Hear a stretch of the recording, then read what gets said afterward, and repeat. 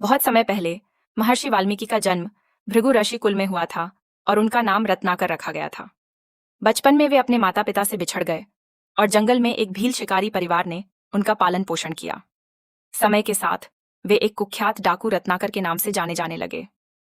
डाकू रत्नाकर का जीवन रत्नाकर जंगल में आने जाने वाले यात्रियों को लूटता, मार देता और उनका धन छीन लेता था। वह यह सब अपने परिवार के भरण पोषण के लिए आवश्यक समझता था। एक दिन जब वह जंगल में शिकार की तलाश में था तो उसकी भेंट महर्षि नारद से हुई। जब रत्नाकर ने नारद को लूटने की कोशिश की तो ऋषि शांत रहे और बोले, तुम ये पाप क्यों करते हो?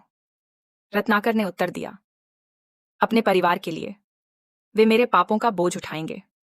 नारद ने कहा, जाकर उनसे पूछो, क्या वे तुम्हारे पापों में सहभागी बनना चाहेंगे?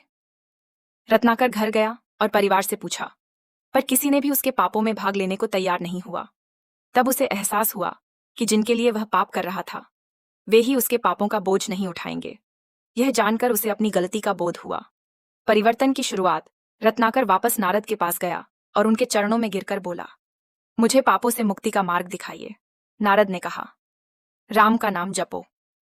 रत्नाकर ने कहा, मैं इतना पापी हूं कि राम शब्द भी नहीं बोल सकता। तब नारद ने कहा, तो मरा मरा बोलो, जो उल्टा करने पर राम राम बन जाएगा। रत्नाकर ने मरा मरा का जाप आरंभ किया। वर्षों तक वह ध्यानमग्न रहा।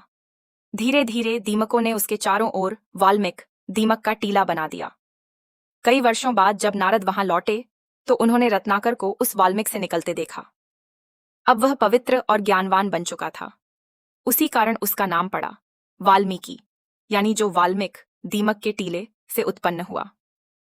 रामायण की रचना एक दिन वाल्मीकि ने देखा कि एक शिकारी ने एक क्रौंच पक्षी के जोड़े में से एक को मार दिया। यह दृश्य देखकर उनके हृदय में करुणा उमड़ी और उनके मुख से स्वतः एक श्लोक निकला। यही संस्कृत का पहला छंद माना जाता है और इसी के साथ काव्य युग की शुरुआत हुई। इसके बाद नारद मुनि ने उन्हें श्रीराम की कथा सुनाई। प्रेरित होकर वाल्मीकि ने रामायण की रचना की, जिसे विश्व का पहला महाकाव्य कहा जाता है। वाल्मीकि ने लव और कुश, श्रीराम के पुत्रों को